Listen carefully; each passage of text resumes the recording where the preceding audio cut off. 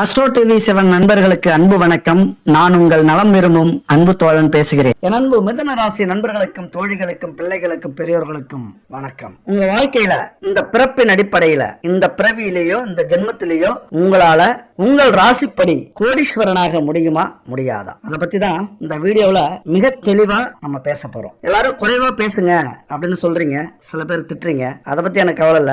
எந்த ஒரு விஷயத்தையும் தெளிவா சொல்லணும். ஏன்னா உங்கள் அவசரத்துக்கு இங்க நம்ம டக்குன்னு முடிக்க முடியாது. இந்த ஜோதிடம் அப்படிங்கிறது நீங்க எல்லாம் நினைக்கிறது மாதிரி கடல் அளவு பெருசு இல்ல, பிரபஞ்ச அளவு பெருசு. ஒவ்வொரு விஷயமும் அவ்வளவு இருக்கு. அதிலே ஒரு துளி அளவுக்கு தான் நான் சொல்லிட்டு இருக்கேன். அதனால நான் எப்பொழுதுமே தெளிவா விரிவா தான் சொல்லுவேன். உங்களால முடிஞ்சா இப்ப பார்க்கலாம், முடியல அப்படின்னா எப்ப வேணாலும் பார்க்கலாம். இந்த வீடியோ இந்த சேனல்ல எப்பொழுதுமே இருக்கும். உங்களால முடியும் போது பாருங்க. இந்த வீடியோவை கடைசி வரைக்கும் நீங்க பாக்குறீங்க அப்படின்னா கண்டிப்பா ஒரு நாள் நீங்க கோடீஸ்வரனா ஆவீங்க. அது மட்டும் இல்ல, நம்ம சேனலை எப்பொழுதுமே தொடர்றீங்க அப்படின்னா அடிச்சு சொல்லுவேன், ஒரு வருஷத்திலேயோ 2 வருஷத்திலேயோ மிகப்பெரிய கோடீஸ்வரனாகி உங்க வாழ்க்கையில நீங்களும் ஒரு அந்தஸ்து, புகழ், செல்வம், ஒரு நல்ல குடும்பம் இதெல்லாம் அடைவீங்க அப்படின்னு 100% தெளிவா நான் சொல்லுவேன். சரி, இந்த வீடியோ நம்ம பாக்குறதுக்கு முன்னாடி ஒரு முக்கியமான விஷயத்த பாத்திரலாம். இது ஒரு விளம்பரம் தான். ஏன்னா இன்னைக்கு கலப்படம் இல்லாத பொருளும் கெமிக்கல் கலக்காத பொருளும் உலகத்திலே இல்லை. ஆனா அப்படி ஒரு பொருள் கிடைக்குது அப்படின்னா கண்டிப்பா ஆச்சரியம் தான். அப்படி ஒரு பொருள் கலப்படம் இல்லாம தரமான கெமிக்கல் கலக்காத பொருள் இவங்கள்ட்ட இருக்கு. குட் பேபி 9043688626 இந்த நம்பருக்கு கான்டாக்ட் பண்ணீங்க, வாட்ஸ்அப் பண்ணீங்க அப்படின்னா ஒரு மெசேஜ் வரும். அதுல பாத்தீங்கன்னா நிறைய பொருட்கள் அவங்க வச்சிருக்காங்க. அதாவது சுத்தமான நெய், செக்குல ஆட்டின தீப எண்ணெய், பஞ்சதீப எண்ணெய். பஞ்சதீப எண்ணெய்க்கு அவ்வளவு ஒரு சக்தி இருக்கு. அந்த பஞ்சதீப எண்ணெய் சிவனுடைய அருள் பெற்ற பசுமாட்டிலிருந்து எடுக்கப்பட்ட பால், நெய், தயிர், கோமியம், சாணம் இதிலிருந்து தயாரிக்கப்பட்ட பஞ்சகவ்ய பொருட்கள், விளக்கு, சாம்பிராணி, அகர்பத்தி இது இவங்கள்ட்ட கிடைக்குது. அது மட்டும் இல்ல, பச்சரிசி கோல மாவு. இந்த காலத்துல நம்ம பச்சரிசி மாவால கோலம் போட்டதே இல்ல. இவங்க உங்களுக்கு எளிமையா இருக்கணும் அப்படின்னு பச்சரிசி கோல மாவு கட்டி பவுடர் அவங்க 9 வகையான பூஜை பொருட்களை கலந்து கொடுக்கறாங்க. மிக அற்புதமான சக்தி வாய்ந்த ஒரு பொருள் அது. அது மட்டும் இல்ல, பச்சை கற்பூரம், தீப கற்பூரம், விபூதி, குங்குமம் இதெல்லாமே தரமா அவங்கள்ட்ட இருக்கு.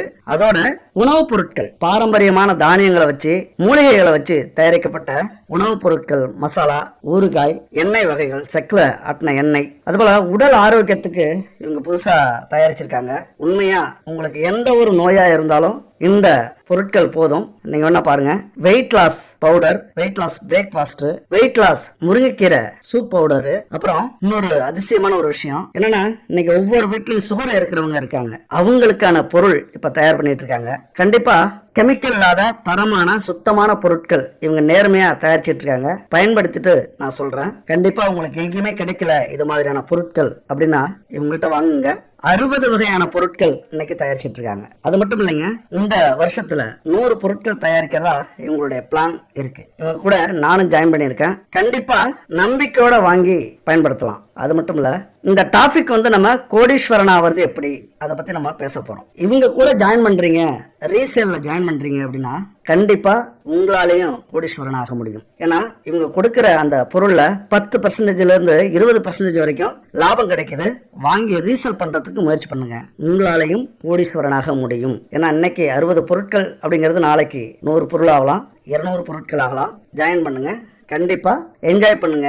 நீங்களும் ஒரு நேரத்துல கோடீஸ்வரனா ஆவீங்க. சரி, விஷயத்துக்கு வரலாம். இன்னைக்கு நம்ம ஒவ்வொருத்தரும் வாழ்க்கையில எதுக்காக போராடுறோம்? பிறந்ததிலிருந்து கடைசி காலம் வரைக்கும் எப்படியாவது வாழ்க்கையில முன்னேற்றம் அடையணும், கோடீஸ்வரன் ஆகணும், செல்வத்தை சேர்க்கணும், பிள்ளைங்களை நல்லா வளர்த்து பெரிய ஆளாக்கணும், அப்படிதான். ஆனா அதே நேரத்துல முறையான உழைப்பாலும் புதிய சிந்தனையாலும் எதுல நம்ம கோடீஸ்வரன் ஆக முடியும்? தொழில் மூலியமா தான் கோடீஸ்வரன் ஆக முடியும். சிந்திச்சு செயல்பட்டு கடினமான உழைப்பு உழைச்சோம் அப்படின்னா தொழில் மூலியமா கோடீஸ்வரன் ஆகலாம். ஆனா அதே நேரத்துல நமக்கு கோடீஸ்வர யோகம் உண்டா அப்படிங்கிறது நம்ம தலையில இருக்கணும். எல்லாருடைய வாழ்க்கையிலயும் நல்ல நேரமும் இருக்கு, கெட்ட நேரமும் இருக்கு. ஆனா வாய்ப்புகளை யார் சரியா பயன்படுத்துறாங்களோ அவங்க கண்டிப்பா ஒரு நேரத்துல கோடீஸ்வர யோகத்தை அடைவார்கள். பயன்படுத்த தவறியவர்கள் பல பிரச்சனையில சிக்கிறதும், அடுத்தவங்களை குறை சொல்றதும், இந்த சமுதாயத்துல மானம் மரியாதை இழந்து, கௌரவம் இழந்து எங்கேயோ ஒரு மூலையில வாழ்க்கையை நடத்துறதும் இன்னைக்கு நடந்துகிட்டு தான் இருக்கு. எடுத்துக்காட்டா இப்ப நம்ம பல படத்துல பார்த்திருக்கோம். எளிமையா இருக்கிற ஹீரோ திடீர்னு கோடீஸ்வரன் ஆயிடுவார். பல பேரை பார்த்திருக்கோம், குடிசையில இருந்தவங்க கோட்டைக்கு போயிடுவாங்க. இதுக்கெல்லாம் காரணம் ஜோதிடம் தான். ஏன்னா நம்ம தலையெழுத்து அப்படி இருக்கணும். அப்ப எல்லாராலையும் முயற்சி செய்ய முடியும், எல்லாராலையும் உழைக்க முடியும். ஆனா எந்த நேரத்துல நம்ம உழைச்சோம், எந்த நேரத்துல எதுக்கு முயற்சி பண்றோம், அதை பொறுத்து நம்முடைய முன்னேற்றம் அமையும். அப்ப சரியான நேரத்துல ஜோதிடத்தை பார்த்து நம்ம செயல்படுறோம் அப்படின்னா கண்டிப்பா நம்ம வாழ்க்கையில மிகப்பெரிய வெற்றி அடைய முடியும். ஆனா அதே நேரத்துல அதிர்ஷ்டத்துக்காக காத்திருக்கிறது, ஏங்கிறது, அல்லது அவங்க பெரிய ஆள் ஆயிட்டாங்களே, இவெல்லாம் பெரிய ஆள் ஆயிட்டானே அப்படின்னு கோவப்படுறது, இதெல்லாம் வாழ்க்கையில கண்டிப்பா கீழ்நிலைக்கு தான் நம்மளை கொண்டு வரும். அடுத்தவங்களை பார்த்து வைத்தறிச்சல் படுறதும் பொறாமப்படுறதும் நம்ம வாழ்க்கையில முன்னேற விடாம தடுக்கக்கூடிய ஒரு முக்கியமான விஷயம். அப்ப எந்த துறையில உங்கள் ராசிப்படி நீங்க ஈடுபட்டீங்க அப்படின்னா கோடீஸ்வரராக முடியும் அப்படிங்கறத முதல்ல நம்ம பார்க்கணும். அப்ப ஜாதகத்துல முறையா நம்ம பார்க்கறோம் அப்படின்னா முதல்ல நல்ல முடிவு எடுப்போம். அப்புறம் தோல்விகள் எப்ப வரும், யாரால வரும், எப்படி வரும் அப்படிங்கறத தெரிஞ்சுக்கிட்டு தவிர்த்துருவோம். அப்புறம் கோடீஸ்வர யோகம், குருச்சந்திர யோகம், குருமங்கள யோகம், புதாத்திய யோகம், ராஜ யோகம் இதெல்லாம் எப்ப கிடைக்கும் அப்படின்னு நம்ம தெரிஞ்சுப்போம். முக்கியமா நம்முடைய தசை புத்தி இந்த காலகட்டத்துல நம்முடைய வாழ்க்கையில யோகங்கள் நடக்கிறதுக்கு வழிவகுக்கும். அதனால மிகப்பெரிய பணக்காரரா நம்மளால ஆக முடியலனாலும் நம்முடைய உழைப்ப சரியான முறையில பயன்படுத்துறோம், உழைக்கிற காசை சரியான வழியில சேமிச்சு ஒரு முதலீடா போடுறோம் அப்படின்னா கண்டிப்பா நம்ம வாழ்க்கையில மிகப்பெரிய முன்னேற்றத்தை அடைய முடியும். கோடீஸ்வரன் ஆவறதுக்கு மிக முக்கியமா எழுத்துமா தேவை ஆசை. எல்லாரும் சொல்லுவாங்க ஆசைப்படாத, பேராசைப்படாத, அளவுக்கு மீறி ஆசைப்படுறது அமிர்தத்துக்கு நஞ்சு அப்படின்னு சொல்லுவாங்க. உண்மையா இங்க கோடீஸ்வரர்கள் ஒவ்வொருத்தரும் பேராசைப்பட்டதுனாலதான் இன்னைக்கு கோடீஸ்வரரா இருக்காங்க. ஒரு பணத்து மேலையும் செல்வத்து மேலையும் புகழ் மேலையும் மோகம் கொண்டால் மட்டும்தான் இங்க உங்களால இந்த பூமியில மிகப்பெரிய இடத்தை தக்க வைக்க முடியும். அதனால கண்டிப்பா முதல் விஷயமா இதை எடுத்துக்கங்க. முதல்ல பேராசைப்படுங்க, பேராசைப்படுறதுக்கு கத்துக்குங்க. அந்த பேராசையை, இது ரொம்ப முக்கியமான விஷயம், நேர்மையா அடையறதுக்கு முயற்சி பண்ணிட்டீங்க அப்படின்னா கண்டிப்பா உங்க வாழ்க்கையில நீங்க கோடீஸ்வரர் தான். அதனால மிதுன ராசியை பொறுத்த வரைக்கும் கோடீஸ்வர யோகத்தை பெறுகிறார்களா வாழ்க்கையில இந்த பிறவியில அப்படின்னு பார்த்தோம் அப்படின்னா பொதுவாவே சுறுசுறுப்பானவர்கள். ஒரு விஷயத்தை ஆரம்பிக்கிற வரைக்கும் ரொம்ப பொறுமையா நிறைய சிந்திப்பாங்க. இறங்கிட்டா அதை உடனே முடிக்கணும். முடிக்கும் போது அந்த பொறுமை இருக்காது. ரொம்ப சுறுசுறுப்பானவர்கள் என் அன்பு மிதுன ராசி நண்பர்களும் தோழிகளும். அதுபோல சூழ்நிலைக்கு ஏற்றது மாதிரி தன்னை மாற்றிக்கொள்ளக்கூடியவர்கள். எங்க எப்படி இருக்கணும், யாருக்கிட்ட எப்படி இருக்கணும், எந்த சூழ்நிலையில எப்படி இருக்கணும், இதெல்லாமே அவர்களுக்கு கைவந்த கலை. இயல்பிலேயே அறிவுத்திறன் உங்களுக்கு மிக அதிகம். ஏன்னா புதன் பகவானின் ராசியில பிறந்திருக்கீங்க. புதன் புத்திக்கு அதிபதி. ரொம்ப குழந்தையிலேயே அந்த அறிவுத்திறன் உங்களுக்கு அதிகமா இருக்கும். நிறைய பேசி இருப்பீங்க, தெளிவா பேசுவீங்க. சின்ன வயசுலயே பெரிய பெரிய விஷயத்த உணர ஆரம்பிச்சிருப்பீங்க. எல்லாருக்கிட்டையும் அன்போட மதிப்போட இருப்பீங்க. எல்லாரையும் மதிக்கிற குணம். அதனால மிதுன ராசிக்கு குணத்தை பொறுத்த வரைக்கும் கோடீஸ்வர யோகத்தை அடையறதுக்கான தகுதிகள் உண்டு. அடுத்தது நம்ம பார்க்கக்கூடிய இடங்கள். கோடீஸ்வர யோகத்தை அடையணும் அப்படின்னா ஜாதக கட்டத்துல 4 இடங்களை நம்ம பொதுவா பார்க்கணும். தனம், வாக்கு, குடும்பஸ்தானத்தை குறிக்கக்கூடிய இடம் 2ஆம் வீடு. அடுத்தது 3ஆம் வீடு. நம்முடைய விதி நல்லதா இருந்தாலும் நாம முயற்சி செய்யறோமா அப்படின்னு சொல்லக்கூடிய இடம், முயற்சியை சொல்லக்கூடிய இடம் 3ஆவது வீடு. அடுத்தது 10ஆவது வீடு, ஜீவனஸ்தானம் அப்படின்னு சொல்லக்கூடிய இடம்.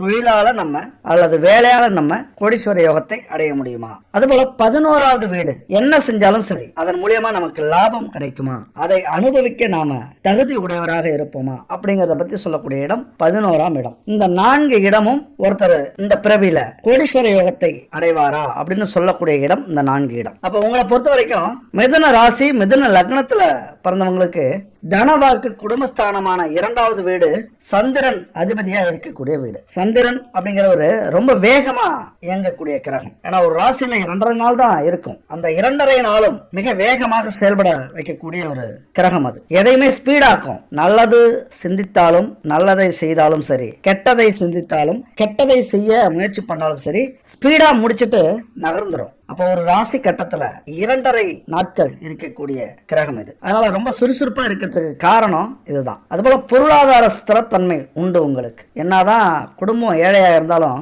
நீங்க உங்களது சுய திறமையால சம்பாரிச்சு செலவு பண்ணக்கூடிய வலிமை உங்களுக்கு உண்டு. அந்த கௌரவம் உங்களுக்கு உண்டு. இந்த வளர்பிறை சந்திரன் உங்க கட்டத்துல இருந்தது அப்படின்னா நீங்க எது நினைச்சாலும் அது விரைவா உங்களுக்கு கிடைச்சிடும். அப்ப தனம் வாக்கு குடும்பஸ்தானம்லாம் அப்ப சிறப்பா இருக்கு அப்படின்னு அர்த்தம். எந்த வேலை செஞ்சாலும் சரி உங்களுக்கு பணம் வந்துகிட்டே இருக்கும். உங்கள் வாக்கு சுத்தமானதா இருக்கும், தெளிவானதா இருக்கும், நகைச்சுவை நிறைந்ததா இருக்கும். உங்களது வார்த்தையால நீங்கள் சம்பாதிக்கக்கூடிய விஷயமாக இருக்கலாம். அதனாலதான் குடும்பமும் சிறப்பா இருக்கக்கூடிய அமைப்பு உண்டு. முக்கியமா தனம் வாக்கு குடும்பஸ்தானம்ங்கிறது சந்திரன் ஆளக்கூடிய இடம் அப்படிங்கறதுனால எதையுமே உங்களுக்கு விரைவா கிடைச்சிடும். அதுதான் முக்கியமா நம்ம பார்க்க வேண்டிய இடம். அடுத்தது நம்ம முயற்சி ஸ்தானத்தை பார்க்கலாம். 3வது வீடு.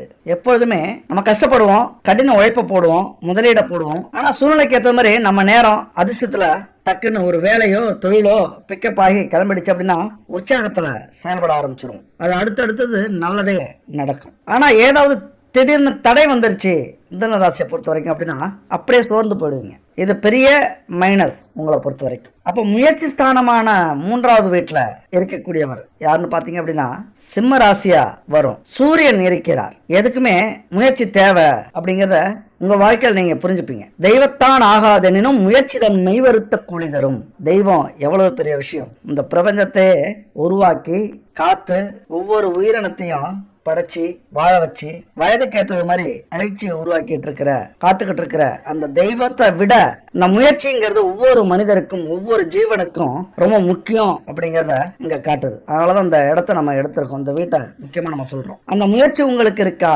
அப்படின்னா எப்பொழுதுமே ஒரு துணை இருந்தது அப்படின்னா நீங்க நினைச்ச காரியத்துல ஜெயிச்சு முன்னாடி வருவீங்க. உங்களுக்கு ஒரு தூண்டுகோலா ஒரு துணையை நீங்க வச்சுக்கிறது நல்லது உங்க வாழ்க்கையில. அது நண்பனாக இருக்கலாம், காதலியாக இருக்கலாம், கணவன் மனைவியாக இருக்கலாம், அல்லது மாமா மச்சனாக இருக்கலாம், அல்லது தோழியாக இருக்கலாம், அம்மாவாக இருக்கலாம், அப்பாவாக இருக்கலாம். உங்களை தூண்டி விடுறதுக்கு ஒரு துணை இருந்தா மட்டும்தான் உங்க வாழ்க்கையில மிகப்பெரிய வெற்றியை உங்களால அடைய முடியும். அப்ப இந்த முயற்சி ஸ்தானத்துக்கு முக்கியமா சூரியன். அப்ப சூரியன் வர்றதுனால என்ன நடக்கும்? அது நெருப்பு ராசி.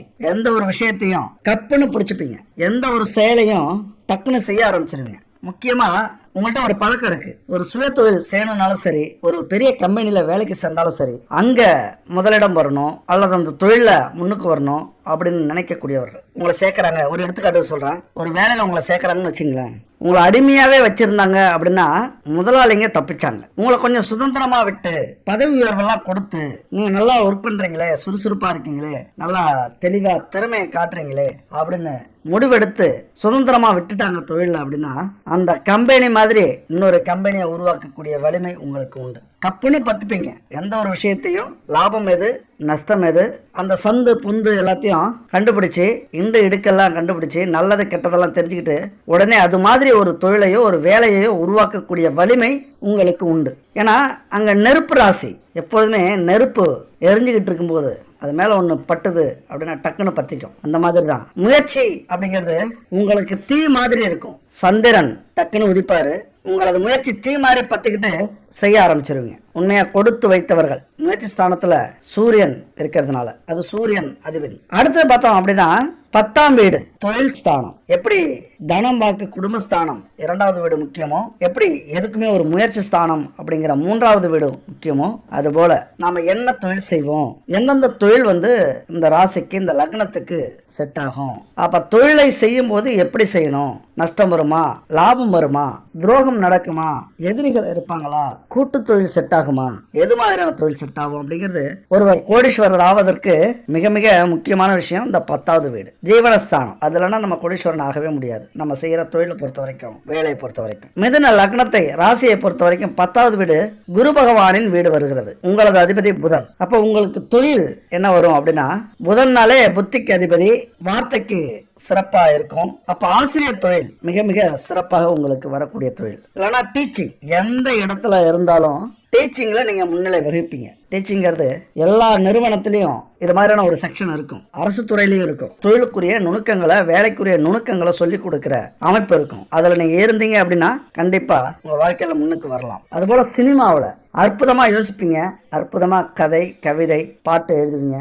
மிக சிறப்பா செய்யக்கூடிய ஒரு அமைப்பு கலைத்துறையில. அதுபோல தகவல் தொடர்பு துறை புதுசு புதுசா யோசிக்கக்கூடிய திறமை உங்களுக்கு உண்டு மிதுன ராசியை பொறுத்த வரைக்கும். அதனால கண்டிப்பா அதுல உங்க வேலையவோ தொழிலையோ அமைச்சுக்கிட்டீங்க அப்படின்னா சாதிக்கலாம். அடுத்தது விண்வெளித்துறை. இது சம்பந்தப்பட்ட படிப்பு படிச்சீங்க அப்படின்னா உங்க வாழ்க்கையில மிகப்பெரிய இடத்துக்கு வரலாம். கல்வித்துறை, நிதித்துறை இதை பத்தி படிக்கலாம். அடுத்தது வியாபார நுணுக்கம், MBA படிக்கலாம். பிசினஸ் பத்தி படிக்கக்கூடிய படிப்புகள், எதையுமே வியாபாரம் செய்யலாம். அரசியல்வாதியா இருந்தீங்க அப்படின்னா உங்களது சூழ்ச்சியினால, உங்களது திறமையினால, உங்களது ராஜ தந்திரத்தினால மிகப்பெரிய உயர்ந்த பதவிக்கு உங்களால வர முடியும். அற்புதமா உங்க புத்தி வேலை செய்யும். தகவல் தொடர்பு, மக்கள் தொடர்பு புதன் பகவானுக்கு மிக பிடிச்ச விஷயம். அதனால அந்த மக்களை பயன்படுத்திக்கிட்டு அந்த மக்களுக்கு பிடிச்சது மாதிரி நீங்க பேசி நடிச்சு அல்லது உங்களது செயல் அவங்களுக்கு பிடிச்சு போனா அதுல உங்களை முன்னேற்றம். அரசியல்வாதி ஆனாலும் உங்க வாழ்க்கையில மிகப்பெரிய முன்னேற்றத்தை உங்களால அடைய முடியும். நல்லா பேசுவீங்க, பேச்சு திறமையால எல்லாரையும் கவருவீங்க, பேச்சால வெல்லக்கூடிய சூட்சமும் உங்களுக்கு தெரியும். அதுபோல ஆன்மீக பேச்சு சிறப்பா உங்களுக்கு வரும். பக்தி பரவசத்தோட இருப்பீங்க. தான தர்மம் செய்யறதுல உங்களுக்கு நிகர் நீங்க தான். பரந்த மனசு உங்களுக்கு உண்டு. அதனால இந்த உலகத்தை பத்தி ஓரளவுக்கு புரிஞ்சிக்க ட்ரை பண்ணுவீங்க, புரிஞ்சுப்பீங்க. ஒரு நல்ல ஆன்மீக பேச்சாளரா புகழடையறதுக்கு வாய்ப்புகள் உண்டு. இருந்தாலும் கொஞ்சம் சுயநலமா யோசிக்கக்கூடியவர்கள் நீங்க. சிரிச்சு சிரிச்சே காரியத்தை சாதித்து முடிப்பீர்கள். அந்த தந்திரமும் சூட்சமும் உங்களுக்கு தெரியும். அதே நேரத்துல யாருடைய உழைப்பினாலும் உங்களது முன்னேற்றம் இருக்காது. மிதுன ராசியை பொறுத்த வரைக்கும் அப்பா உழைப்பால முன்னேறினாங்க, தாத்தா சொத்தால முன்னேறினாங்க, மனைவியால முன்னேறினாங்க, கணவனால முன்னேறினாங்க, அல்லது பிறந்த வீட்டுல இருந்து அவங்க கொடுத்த சொத்தாலேயோ பணத்தாலேயோ முன்னேறினாங்க, அல்லது அப்பா வீட்டு பூர்வீக சொத்தால முன்னேறினாங்க, நண்பர்களால முன்னேறினாங்க, உறவினர்களால முன்னேறினாங்க. இதை சொல்லவே முடியாது. மிதுன ராசி, மிதுன லக்ன நண்பர்களுக்கும் தோழிகளுக்கும் சுயம்புவாக சுய உழைப்பினால் உயர்ந்து நிற்கக்கூடியவர்கள். ரொம்ப பிடிவாதமா இருப்பாங்க. யாராலையும் என்னுடைய முன்னேற்றம் இருக்கக்கூடாது, என்னுடைய முன்னேற்றத்துக்கு காரணம் நானா இருக்கணும் அப்படின்னு பிடிவாத குணம் கொண்டவர்கள். ஆனா 35-40 வயது வரைக்கும் சுகத்தை அனுபவிக்க முடியாத ஒரு சூழ்நிலை உண்டு. கஷ்டம் கஷ்டம் கஷ்டம், உழைப்பு உழைப்பு உழைப்பு. ஊர்ல இருக்க மாட்டீங்க. உங்களை பொறுத்த வரைக்கும் ஓடிக்கிட்டே இருப்பீங்க, சுத்திக்கிட்டே இருப்பீங்க, எல்லா விஷயத்தையும் நீங்க முயற்சி பண்ணுவீங்க. அதுபோல 10வது வீடுங்கிறது கர்ம காரிய ராஜ்யஸ்தானத்துக்கு ஒப்பான வீடு. குரு பகவான் அதிபதி. மிதுன லக்னத்துக்கு, மிதுன ராசிக்கு பெரிய அளவுல நல்லதையும் கெட்டதையும் கொடுக்கக்கூடியவர். இங்க என்ன முக்கியமான விஷயம் அப்படின்னா, இங்கதான் உங்களால கோடீஸ்வர யோகத்தை பெற முடியுமா முடியாதா அப்படின்னு குறிப்பா கவனிக்கக்கூடிய ஒரு இடம். 10ஆம் வீடு குரு பகவான் அப்படின்னா அவர் தான் உங்களுக்கு மாரக ஸ்தானாதிபதியா வர்றார். உங்க வாழ்க்கையில உங்களை தொழில் மூலியமா முன்னேற்றக்கூடியவர் மாரக ஸ்தானாதிபதியாவே வராரு. அது மட்டும் இல்ல, பாதகாதிபதியாகவும் வராரு. ரொம்ப ஒரு கஷ்டமான காலம். இங்க என்ன நீங்க புரிஞ்சுக்கணும் அப்படின்னா, அதாவது உங்கள் ராசிக்கு தொழில்காரகனான குரு பகவான் 35% நன்மையையும் 65% சோதனையையும் கொடுக்கக்கூடியவர். ஏன்னா இவரு மாரகாதிபதியாகவும் பாதகாதிபதியாகவும் வரார். இங்கதான் பிரச்சனையே. தொழிலுக்குரிய அதிபதி. அவர் நன்மை செய்வாரா அப்படின்னா கொஞ்சம் கேள்விக்குறிதான். உங்களுடைய ராசி கட்டத்துல கிரகங்கள் எப்படி அமைஞ்சிருக்கு அதை பொறுத்து இது கொஞ்சம் மாறுபடும். ஆனா கர்மக்காரகனான சனி பகவான், தொழிலுக்கும் ஜீவனத்துக்கும் அதிபதி சனி பகவான் யோக பலன்களை உங்களுக்கு கொடுப்பார். இது ஒரு கெட்டதிலே நல்ல விஷயம். உங்கள் தொழிலதிபதி குரு பாதகாதிபதியா இருக்கிறது ஒரு கெட்ட காலம் அப்படின்னா, சனி பகவான் உங்களுக்கு யோகத்தை கொடுக்கக்கூடியவராக இருக்கிறார். அப்ப அவருடைய திசை காலத்துல அல்லது புத்தி காலத்துல உங்களால வாழ்க்கையில ஒருபடி முன்னேற முடியும். இன்னும் 7.5 சனி காலத்துலாம் நிறைய சாதிப்பீங்க, ஆசைப்பட்டதை உங்களால அடைய முடியும். அது மட்டும் இல்ல, சனியினுடைய தசை நடக்கும்போது நீங்க எது செஞ்சாலும் சக்சஸா முடியும். மிகப்பெரிய தொழில் உங்களால செய்ய முடியும், அந்தஸ்து கிடைக்கும் தொழில்ல. நண்பர்கள் உங்களுக்கு அந்த நேரத்துல சிறப்பா இருப்பாங்க, ஆனா மற்ற நேரத்துல துரோகம் செய்வாங்க. மிதுன ராசியை பொறுத்த வரைக்கும் நண்பர்கள் அதிகமா இருக்க மாட்டாங்க. அப்படியே இருந்தாலும் உங்கள்கிட்ட ஏதோ ஒன்றை எதிர்பார்த்து இருக்காங்க. உங்கள்கிட்ட இருக்கிற வரைக்கும் ஒரு செல்வமோ மரியாதையோ புகழோ இருக்கிற வரைக்கும் இருப்பாங்க, இல்லைன்னா விலகிடுவாங்க. அதுதான் மிதுனத்தை பொறுத்த வரைக்கும். அடுத்து மிதுனத்துக்கு 10ஆம் வீடா குரு பகவான் பாதகாதிபதியா இருக்கிறதுனால தொல்லைகளும் இருக்கும். தொழில் செஞ்சீங்க அப்படின்னா கண்டிப்பா தொல்லைகள் இருக்கும். சுதந்திரமாலாம் செய்ய முடியாது, தடைகள் இருக்கும், பிரச்சனைகள் இருக்கும். வேலை செய்யற இடத்துல விபத்து இருக்கும், அங்கேயே அரசியல் நடக்கும் வேலையாட்கள்கிட்ட. அது போல அந்த வீடு சரராசி, பூமி ராசி. அதனால எந்த பிரச்சனை வந்தாலும் சமாளிப்பீங்க, விட்டுற மாட்டீங்க. தைரியமா சமாளிச்சு வெற்றி பெறுவீங்க. இருந்தாலும் சொந்த தொழிலை பொறுத்த வரைக்கும் ரொம்ப கடினமா உழைக்க வேண்டியது இருக்கும். லாபம் மந்தத்தன்மையா இருக்கும். அது மட்டும் இல்ல, 10 குரு வீடா இருக்கிறதுனால உங்களுடைய பார்ட்னர் தொழில் கை கொடுக்கும். நீங்க பார்ட்னர் மூலியமா தொழில் ஆரம்பிச்சீங்க அப்படின்னா கை கொடுக்கும். ஆனா இங்க ஒரு சிக்கல் இருக்கு.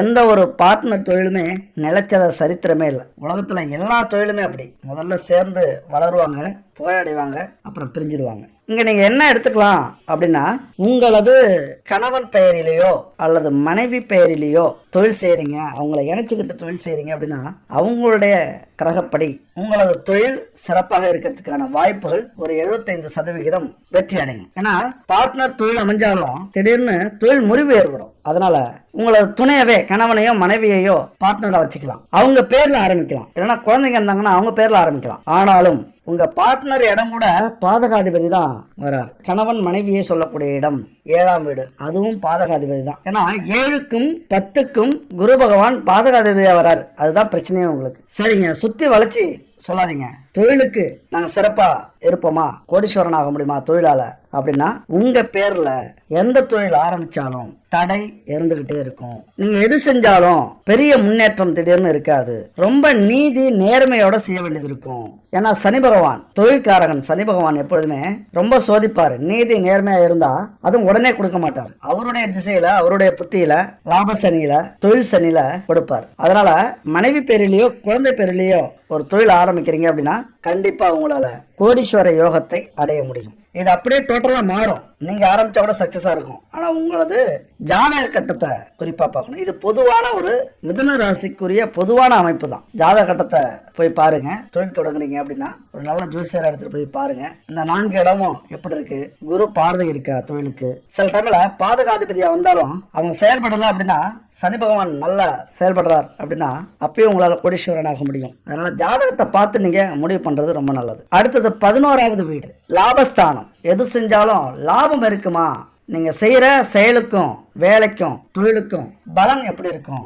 வெகுமதி எப்படி இருக்கும் அப்படின்னு சொல்லக்கூடிய இடம் இந்த 11வது வீடு. உங்களது கனவுகள் நிறைவேறுமா, ஒரு வேலை செய்யறதுனால ஆசைகள் நிறைவேறுமா, இதெல்லாம் சொல்லக்கூடிய இடம். இன்னும் சொல்ல போனா இந்த இடத்த அதிர்ஷ்டத்துக்குரிய இடம் அப்படின்னு கூட சொல்லுவாங்க. அப்ப மிதுன ராசியை பொறுத்த வரைக்கும் 6ஆம் வீடு அப்படிங்கிறது இங்க ரண ருண ரோகஸ்தானத்தை குறிக்கக்கூடிய இடம். 6க்குரியவரே இந்த 12க்கும் உரியவராக வருகிறார். யாரு? செவ்வாய். அந்த லாபஸ்தானத்தை குறிக்கக்கூடியவர் செவ்வாய் பகவான். ரண ருண ரோக சத்ருஸ்தானம், அதாவது கடன் நோய் எதிரியை சொல்லக்கூடிய இடம் இந்த 6வது இடம். அதே அதிபதி தான் 12வது இடத்துல இருக்கார். அப்ப என்ன அர்த்தம் அப்படின்னா 7க்கும் 11ஆம் வீடாக மாரகஸ்தானமா வருது. மாரகாதிபதி 7ஆம் இடத்துல இருக்காரு அப்படின்னா 11ஆம் அதிபதியும் மாரகாதிபதியா வராரு செவ்வாய் பகவானும். என்ன சொல்ல வரோம் அப்படின்னா குருவும் செவ்வாயும் உங்களுக்கு பிரச்சனைக்குரியவர் தான். அவர் கடன் நோய் எதிரியை சொல்லக்கூடிய இடம். அப்ப தொழில் ஆரம்பிச்சிங்க, உங்க பேர்ல ஆரம்பிக்கிறீங்க அப்படின்னா எதிரியை சமாளிச்சாகணும். நீங்க எது ஆரம்பிச்சாலும் கடன் வாங்கி ஆரம்பிப்பீங்க, கடனை சமாளிச்சாகணும். உங்க மனசு கெடும், குழப்பம் வரும், அதனால நோய் வர ஆரம்பிக்கும். குரு பகவான் பாதகாதிபதிங்கிறதுனால சின்ன நோயை கூட பெருசா உங்களை உருவாக்கி பயமுறுத்துவாரு. அதனால இந்த அமைப்பெல்லாம் கொஞ்சம் எச்சரிக்கையா நீங்க எந்த ஒரு வேலை தொழிலை செஞ்சாலும் முதலீட போட்டாலும் உங்களது சுய ஜாதகத்தை பார்த்து போடுறது ரொம்ப ரொம்ப நல்லது. ஏன்னா ஆசையோட இந்த வீடியோ பார்க்க வந்தோம் இப்படி சொல்லிட்டீங்களே அப்படின்னா விதி, நம்முடைய கர்மா. அதையும் தாண்டி மிதுன ராசி மிதுன லக்ன நண்பர்கள் ஜெயிச்சவங்க கோடிக்கணக்கான பேர் இருக்காங்க. அதை பத்தி கவலைப்படாதீங்க. எல்லா பக்கத்தையும் அடைச்சாலும் இறைவனுடைய காலடியில விழுறோம் அப்படின்னா கண்டிப்பா ஒரு மிகப்பெரிய சொர்க்க வாசலை திறக்கும். அதை பத்தி கவலைப்படாதீங்க. உழைக்கிறதுக்கு ரெடியா இருக்கீங்க, சிந்திக்கிறதுக்கு ரெடியா இருக்கீங்க, இழக்கிறதுக்கு ரெடியா இருக்கீங்க, உங்க வாழ்க்கையில சாதிச்சு ஆகணும்னு முடிவோட இருக்கீங்க அப்படின்னா கவலைப்படாதீங்க, சொர்க்க வாசல் திறந்திருக்கும். ஆனா இறைவனை நம்புங்க. ஒவ்வொரு சிவன் கோவிலுக்கும் போங்க. உங்க பாதகாதிபதி மாரகாதிபதி யாரு? குரு, செவ்வாய். இவங்களெல்லாம் எப்பொழுதுமே வணங்குங்க. செவ்வாய்க்கிழமை விரதம் இருக்கலாம், முடிஞ்சா வியாழக்கிழமை விரதம் இருங்க. கண்டிப்பா கோடீஸ்வரனே ஆக முடியாதுங்கிற சூழ்நிலையை மாற்றி கஷ்டப்பட்டு கோடீஸ்வரன் ஆகக்கூடிய நிலைமையை உருவாக்குவார்கள். அதுபோல 4ஆம் வீடு காலத்துக்கு 6. அதனால சொந்த வீடு மாளிகை எல்லாம் கட்டுவீங்களா அப்படின்னா வாடகை வீட்டுல வசிக்கிறது தான் உங்களுக்கு சிறப்பு. சொந்த வீடு இருந்தாலும் அது காலியா கிடக்கும். பூர்வீக சொத்து முழுசா உங்களுக்கு கிடைக்காது. ஏன்னா அப்பாவே சொத்தை அழிப்பார். ஏன்னா பூர்வீக இடத்தை சொல்லக்கூடியது சுக்கிரனுக்கு உரிய இடம். ஏன்னா ஆடம்பரத்தாலையும் சொகுசு வாழ்க்கையிலையும் உங்களது சொத்தை அழிப்பார். ஏன்னா அங்க சுக்கிரன் நீச்சம். அதனால சொந்த வீடு இருந்தா கூட அதை கட்டி முடிக்க முடியாத சூழ்நிலை இருக்கும். அல்லது ஊரை விட்டு வெளியில போய் வச்சுக்கிட்டு இருப்பீங்க, வாழ்ந்துட்டு இருப்பீங்க. நீங்க எத்தனை லட்சம் சம்பாதிச்சாலும் சரி, கோடிக்கணக்கில் சம்பாதிச்சாலும் சொந்த இடத்துல இருக்கிறதுக்கு உங்களுக்கு கொடுப்பினை அதிகபட்சம் இருக்காது. ஒரு சில பேருக்கு இருக்கலாம், சிறப்பா இருக்கலாம் சொந்த ஜாதகத்தை வச்சு. ஆனா பெரும்பாலும் மிதுன ராசி நண்பர்கள் வெளியில சாதிக்கலாம். பூர்வீக இடத்துலயோ சொத்துலயோ இருக்க முடியாது. வெளியில நல்ல வீடா கட்டி சொகுசான வீடா கட்டி வாழறதுக்கான வாய்ப்புகள் உண்டு. அடிக்கடி வீடு வாகனத்தெல்லாம் மாத்துவீங்க. மறைமுக தொல்லைகள், எதிரிகள் தொழிலாள அதிகமா இருப்பாங்க. அந்த 6ஆம் வீட சொல்லக்கூடிய இடம் 6க்கு உரியவரே 11க்கு உரியவர். அப்ப எதிரிகள், நோயால, கடனால உங்களது லாபம் தடைப்படும். உங்க பேர்ல நீங்க ஆரம்பிக்கிறீங்க அப்படின்னா வேகமா ஆரம்பிப்பீங்க, அப்புறம் பொத்துன்னு போட்டுருவீங்க. அதனால உங்களது துணை கணவன் பெயரிலேயோ மனைவி பெயரிலேயோ ஆரம்பிங்க, குழந்தைகள் பேரில் ஆரம்பிங்க, மிக சிறப்பாக இருக்கும். அதுபோல மிதுனம் 11ஆம் வீடு காலத்துக்கு 1. மேஷ ராசி வருது, அது நெருப்பு ராசி. எது கிடைச்சாலும் திருப்தி ஆகாது, எல்லாத்துலயும் முதலிடமே எதிர்பார்த்துக்கிட்டே இருக்கும், ஆசை அதிகரிக்கும். போராடி போராடி போராடி தோல்வி அடைஞ்சாலும் ஒரு நேரத்துல கண்டிப்பா வெற்றி அடைவீர்கள் உங்களது துணையினால. முக்கியமா மிதுன ராசியை பொறுத்த வரைக்கும் கொஞ்சம் காமம் அதிகமா இருக்கும். நீங்க வேலை செய்யற இடத்துலயோ தொழில் செய்யற இடத்துலயோ பெண்கள் கூட்டம் அதிகமா இருக்கும், அல்லது ஆண்கள் கூட்டம் அதிகமா இருக்கும். ஆண்களுக்கு மத்தியிலையும் பெண்களுக்கு மத்தியிலையும் நீங்க வாழ வேண்டிய சூழ்நிலை. உங்களுடைய மனக்கட்டுப்பாட்டுல தான் போராடி முன்னேறி வருவீங்க. இந்த போராட்டத்திலேயே ஒரு 80-90% அடிபட்டுரும். மீண்டு வர முடியாம இவ்வளவுதான் வாழ்க்கை, உங்களே நீங்க பறி கொடுத்துருவீங்க, அடிமை ஆகிடுவீங்க அந்த விஷயத்துக்கு. காமம் அதையெல்லாம் மீறி வரணும் அப்படின்னா உங்க பேர்ல எதுவுமே இருக்கக்கூடாது. ஒரு சொத்து, ஒரு வீடு, ஒரு பிசினஸ் எதுவுமே இருக்கக்கூடாது. இன்னும் சொல்லப்போனா காலபுருஷனுக்கு 12ஆம் வீடு சுக்கிர பகவானின் வீடு. உங்களுடைய சொகுசு வாழ்க்கைக்காக எல்லாத்தையும் செலவு பண்ணுவீங்க, எல்லாத்தையும் விரயம் பண்ணுவீங்க. மதி மயக்கத்திலேயே பெண்ணாசை, பொன்னாசை, பொருளாசை இதை சுற்றியே கவனம் போகும். ஆனாலும் நாங்களாம் அப்படி இல்லை, வாழ்க்கையில ஜெயிக்க போறோம் அப்படின்னா இந்த 3 விஷயத்தை கடைபிடிங்க. நேர்மை, வாய்மை, புலமை. இது இருந்தது அப்படின்னா முன்னேற்றம் நிச்சயம் உண்டு. இந்த 3 விஷயத்தை கைவிடுங்க. சபல புத்தி, அந்த காம உணர்வு, பொய், ஏமாற்றும் குணம், இதை கைவிடுங்க. கண்டிப்பா உங்க வாழ்க்கையில, அதாவது மிதுன ராசி நண்பர்களுடைய தோழிகளுடைய வாழ்க்கையில மிகப்பெரிய கோடீஸ்வர யோகத்தை அடைவீர்கள். இது 100% உண்மை. அடுத்து பாத்தீங்கன்னா உங்க வாழ்க்கையில கோடீஸ்வர யோகத்தை அடையணும் அப்படின்னா இந்த விஷயங்களையும் கடைபிடிங்க. முக்கியமா இதை கவனிங்க. ஒரு தொழில் செய்யாதீங்க, ஒரே இலக்கை நோக்கி பயணிக்காதீங்க, ஒரே பாதையில போகாதீங்க. 5-6 தொழில் செய்யுங்க, அதுல 2 தொழிலை தேர்ந்தெடுங்க. உங்களுக்கு எது லாபம், அதிக லாபம் கொடுக்கக்கூடியது எது, நஷ்டம் இல்லாத லாபம் கொடுக்கக்கூடியது எது, இந்த 2 விஷயத்தை தேர்ந்தெடுத்துங்க. ஏன்னா எல்லா துறையிலுமே ஏற்றம் இறக்கம் அப்படிங்கிறது உண்டு. ஆனா அதே நேரத்துல பல தொழில் இறங்கி 2-3 தொழிலை தேர்ந்தெடுத்துக்கிறது நம்ம வாழ்க்கைக்கு கஷ்ட காலத்துல கூட நம்மளை கைவிடாது. ஒரு தொழில் கைவிட்டாலும் இன்னொரு தொழில் கைவிடாது. அதனால ரியல் எஸ்டேட், பங்கு சந்தை, இந்த மியூச்சுவல் ஃபண்ட் எல்லாம் இப்ப சொல்லிட்டு இருக்காங்க. நம்மள கோடீஸ்வரன் அக்கத்துல இந்த திட்டம்லாம் மிகப்பெரிய ஒரு வரப்பிரசாதம் அப்படின்னு சொல்லலாம். இந்த காலகட்டத்துல முன்னாடிலாம் இது இல்ல.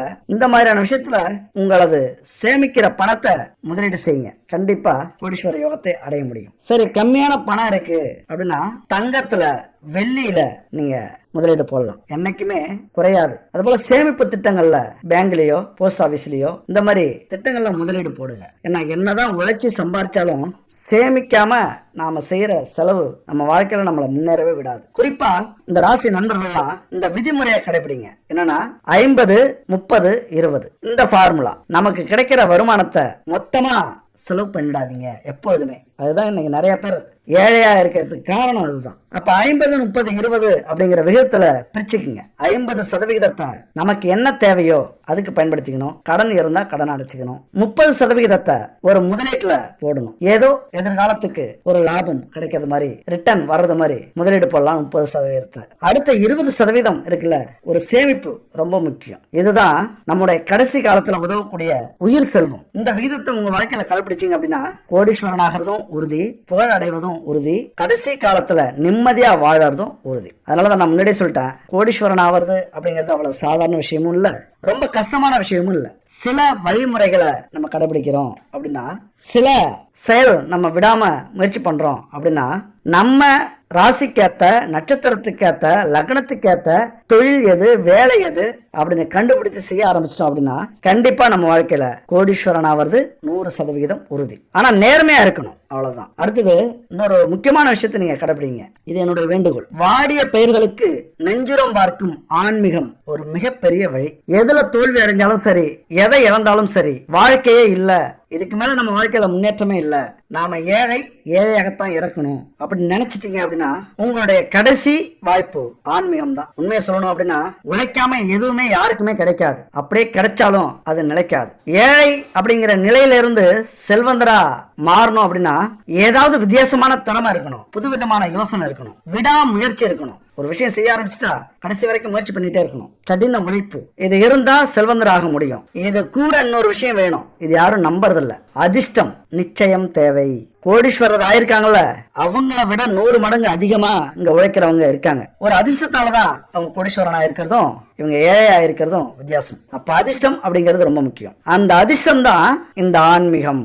நமக்கு அதிர்ஷ்டத்தை கொடுக்கணும் அப்படின்னா இந்த ஆன்மீகம் அப்படிங்கிறது ரொம்ப ரொம்ப முக்கியம். உங்க வாழ்க்கையில் எல்லாத்தையும் இழந்துட்டு இனிமே நான் கோடீஸ்வரனாக முடியாதா அப்படின்னு நினைச்சீங்க அப்படின்னா இந்த பரிகாரத்தை செய்யுங்க.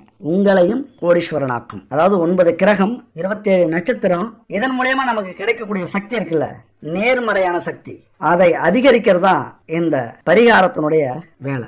எதிர்மறையை நீக்கி நேர்மையான வழியில நேர்மறையான சக்தியை கொண்டு நம்முடைய கல்வி, வேலை வாய்ப்பு, தொழில் இதுல சாதனை படைக்கணும் அப்படின்னா இந்த பரிகாரம் மிக மிக முக்கியமானது. அது மட்டும் இல்ல, விபத்திலிருந்து, நோயிலிருந்து, குழப்பத்திலிருந்து, தற்கொலை எண்ணத்திலிருந்து நம்மளை காப்பாத்துறது இந்த பரிகாரம். அதனால நமக்கு சக்தி வாய்ந்த மனமும் உடல் வலிமையும் கிடைக்கணும் அப்படின்னா இந்த பரிகாரத்தை செய்யுங்க. இந்த பரிகாரம் சாதாரண பரிகாரம் இல்ல, கர்மாவை சுத்தப்படுத்தக்கூடிய பரிகாரம். எவ்வளவு பெரிய சவாலாக இருந்தாலும் சமாளிக்க வலிமை கொடுக்கக்கூடிய பரிகாரம். தீமைக்கு எதிராக 1000 எதிரிகள் வந்து நின்றாலும், 1000 பிரச்சனைகள் எதிரிகளாக வந்து நின்றாலும் கேடயமா உங்களை காக்கக்கூடிய ஒரு பரிகாரங்க. நம்பிக்கையோட இந்த பரிகாரத்தை செய்யுங்க. நல்ல முறையில உழைச்சி வர வருமானத்துல நிம்மதியா வாழ்க்கை வாழணும் அப்படின்னா அந்த கொடுப்பனை நமக்கு இருக்கணும். நாம சம்பாரிச்ச பணத்துல நம்ம நிம்மதியா வாழ முடியுமா? அப்படிதான் எல்லாரும் வாழ்றாங்களா அப்படின்னா இல்ல. பல பேர் சம்பாரிச்ச பணத்தையே அபகரிச்சுக்கிறாங்க, மிஸ் பண்ணிடுறாங்க, இழந்துடுறாங்க. அதையெல்லாம் காத்து நம்மளே வாழ வைக்கக்கூடிய ஒரே தெய்வம் யார் தெரியுமா? சிவன் தான். சிவனுடைய அருள் விரைவா நமக்கு கிடைக்கணும் அப்படின்னா மிகச்சிறந்த வழி இந்த சிவ வழிபாடு. இந்த உலகத்துல இன்பத்தை கொடுக்கக்கூடியவர், பொருளை கொடுக்கக்கூடியவர், காதல், திருமணம், மகிழ்ச்சி, செல்வம், சக்தி, ஞானம், இதெல்லாத்தையும் கொடுக்கக்கூடியவர் சிவபெருமான். பக்தர்களுக்கு அருள் செய்து அவர்களுக்கு வேண்டிய வரங்களை இந்த காலத்திலிருந்து அந்த காலம் வரைக்கும் கொடுத்துக்கிட்டு இருக்கிறவர் சிவபெருமான் தான். இதை எல்லாரும் நம்புறதில்ல, உணர்ந்தவர்களுக்கு மட்டும்தான் தெரியும். இந்த பரிகாரம் கோடிகளை உங்களுக்கு குவிச்சு கொடுக்கும், அள்ளி கொடுக்கும், பண வரவை அதிகரிச்சு கொடுக்கும். எல்லாரும் கோடிகளை கொட்டணும், பண வரவை அள்ளி கொடுக்கணும் அப்படின்னா மகாலட்சுமியும் குபேரரையும் வழிபடுவாங்க. இது எல்லாருக்குமே தெரிஞ்ச ஒரு வழிபாடு. ஆனா இவங்களுக்கெல்லாம் இந்த செல்வத்தை அருளும் பாக்கியத்தை, செல்வத்தை காக்கும் யோகத்தை கொடுப்பவர் யார் தெரியுமா? ஈஸ்வரர் தான். அதனாலதான் பரமேஸ்வரன், ஈஸ்வரருக்கு இன்னொரு பேரு கோடீஸ்வரர். அதனால 2 பேர் ஈஸ்வரருக்கு உண்டு. அவருக்கு நம்ம இந்த பரிகாரத்தை செய்யும் போது எல்லா விதமான பலன்களையும் நமக்கு அள்ளி கொடுப்பார். கர்ம வினையை நீக்கி கொடுப்பார். நம்ம வாழ்க்கையில முன்னேறணும், ஜெயிக்கணும் அப்படின்னா நம்முடைய கர்ம வினையை நீங்கணும். மிக மிக முக்கியமானது. அப்ப எளிய முறையில இந்த வழிபாட்டை கடைபிடிங்க. ஈஸ்வரரை மனசார நினைச்சு இந்த பரிகாரத்துல வரக்கூடிய மந்திரத்தை சொல்லுங்க. இந்த பரிகாரத்தை எப்ப செய்யலாம் அப்படின்னா நல்லா கவனிச்சுக்கங்க. வழிபாட்டை தொடங்குற நாள் அமாவாசை, பௌர்ணமி, மாசத்துல 2 நாள் வரும் பிரதோஷ தினம். இந்த 4 நாட்கள்லயும் இந்த வழிபாட்டை நீங்க செய்யலாம். அதாவது ஆரம்பிக்கலாம். ஆரம்பிச்சு தொடர்ந்து 48 நாள் இந்த வழிபாட்டை செய்யுங்க. தயவு செஞ்சு நான் கோடீஸ்வரனாக முடியல, நான் இன்னும் ஏழையாகவே இருக்கேன், ஒரு பணங்காசு நிக்க மாட்டேங்குது, எல்லாரும் நல்லா இருக்காங்க, என் வாழ்க்கையில மட்டும் அந்த நல்லதே நடக்கல அப்படின்னு புலம்புறதை விட்டுட்டு இந்த ஒரு பரிகாரத்தை மட்டும் செய்யுங்க. தயவு செஞ்சு செய்யுங்க. கோடீஸ்வரன் ஆயிட்டோம்னா இந்த உலகமே நம்ம கையில, நாம பிறவி பயனை அடைஞ்சிருவோம். அதுக்கு ஒரே வழி சிவனை வழிபடுறது இந்த பரிகாரம் தான். உங்களை கோடீஸ்வரனாக்கக்கூடிய பரிகாரம் இது. இங்க ஏன்னா லட்சுமி குபேரரை மட்டும் சொல்லாம சிவனை சொல்றேன் அப்படின்னா எல்லாருமே சிவனை வணங்கிதான் கோடீஸ்வரர் ஆகியிருக்காங்க, குபேரர் ஆகியிருக்காங்க. எல்லாரும் அப்படின்னா எதை சொல்றோம் தெரியுமா? 33 தேவர்களும், பிரம்மா, விஷ்ணு எல்லாரையும் குறிக்கும். எல்லாரும் நான் சொல்ற நேரத்துல வழிபட்டீங்க அப்படின்னா அந்த நேரத்துல தான் சிவனை சேம நலத்திற்காக வழிபட்டவர்கள். அவரும் அந்த நேரத்துல வழிபட்டு கொண்டிருப்பார் அப்படிங்கறது ஐதீகம். எல்லாரும் சிவனை வழிபடுவாங்க, சிவனும் அந்த நேரத்துல வழிபடுவார் பிரம்ம முகூர்த்தத்துல. அதனால எல்லாருமே பிரம்ம முகூர்த்தத்துல நம்ம வழிபடுறோம் அப்படின்னா கண்டிப்பா நம்ம கோடீஸ்வர யோகத்தை அடைய முடியும். இந்த 4 நாட்கள்ல ஒரு நாள் ஆரம்பிங்க. தொடர்ந்து 48 நாள் இந்த பரிகாரத்தை செய்யுங்க. காலையில 3:30 மணில இருந்து 5 மணி வரைக்கும் எப்ப வேணாலும் எழுந்திருக்கலாம். எழுந்திரிச்சு குளிச்சுட்டு துவைச்ச துணியை உடுத்திக்கங்க. வீட்டு வாசல்ல பச்சரிசி மாவால கோலம் போடுங்க. தயவு செஞ்சு பவுடரால, மண்ணால கோலம் போடாதீங்க. பச்சரிசி மாவால முருகனுக்கு உகந்த கோலம் போடுங்க. ஏன்னா 33 தேவர்களை நம்ம வீட்டுக்கு நம்முடைய பூஜைக்கு வரவழைக்கிறதுக்காக இந்த கோலம் மங்களகரமா அழைக்கிறது. அதனால பச்சரிசி மாவால கோலம் போடுங்க. உங்க பூஜை அறையை சுத்தம் பண்ணிட்டு சாமிகளுக்கு, சாமி போட்டோவுக்கு மஞ்சள் குங்குமம் போட்டு வச்சுக்கங்க, அலங்காரம் செஞ்சுக்கங்க. அதுக்கப்புறம் சிவன் சிலையை வச்சோ அல்லது லிங்கத்தை வச்சோ நீங்க வணங்குறீங்க அப்படின்னா அதை சுத்தப்படுத்தி நீங்க பூஜை செய்யலாம். பால், தயிர், நெய், பஞ்சகவ்யம் இதெல்லாம் அபிஷேகம் கொடுத்து பூஜை செய்யலாம். ஆனா எல்லாரும் அதை வச்சிருக்க மாட்டாங்க அந்த சிலையை. அதனால போட்டோ வச்சிருந்தீங்க அப்படின்னா பொட்டு வச்சு மாலை போட்டு ரெடி பண்ணி வச்சுக்கங்க. அடுத்து உங்களுக்கு முக்கியமான பொருள் எதுன்னு பாத்தீங்கன்னா சுத்தமான நெய், அதை அகல் விளக்குல ஊற்றி வச்சுக்கோங்க, தீபம் ஏற்றிக்குங்க. அப்புறம் பஞ்சகவ்யத்தால் தயாரித்த அகர்பத்தி, விளக்கு, சாம்பிராணி இதெல்லாம் வீடு முழுவதும் ஏற்றி பரவ விட்டுக்குங்க. பூஜை அறையில் ஏற்றி வீடு முழுவதும் பரவணும். உங்களுக்கு சுத்தமான நெய் கிடைக்கல, இந்த பஞ்சகவ்ய பொருட்கள் கிடைக்கல, முக்கியமாக பச்சை கற்பூரம் தேவை, அதையும் தாம்பரத்தில் வச்சுக்கோங்க. பச்சை கற்பூரத்தை கொளுத்துங்க. இதெல்லாம் கிடைக்கல அப்படின்னா இந்த நம்பருக்கு கான்டாக்ட் பண்ணுங்க. முன்னாடியே சொல்லியிருக்கேன், குட் பேபி. அந்த நம்பருக்கு கான்டாக்ட் பண்ணி உங்களுக்கு தேவையான பூஜை பொருட்களோ, உணவுப் பொருட்களோ அல்லது ஆரோக்கியத்துக்கான பொருட்களோ வாங்கிக்கோங்க. அப்படி நெய்யால தீபம் வைத்துட்டு முதல்ல 48 நாள் எந்த ஒரு தடையும் வரக்கூடாது அப்படின்னு விநாயகரை வணங்குங்க. அப்புறம் குலசாமியை வணங்குங்க, இஷ்ட தெய்வத்தை வணங்குங்க. நீங்க ஏத்தன விளக்குக்கு முன்னாடி கண்ணை மூடி உட்காந்துருங்க. ஒரு சால்வை மாதிரி ஏதாவது துணி போட்டுங்க கீழே, அது மேல உட்காந்துட்டு கண்ணை மூடி சிவபெருமான நினைச்சுக்குங்க. நினைச்சுக்கிட்டு இந்த மந்திரத்தை சொல்லுங்க. சிவ சிவ வசி வசி கோடீஸ்வர யோகம் தர வர வர ஸ்வாக.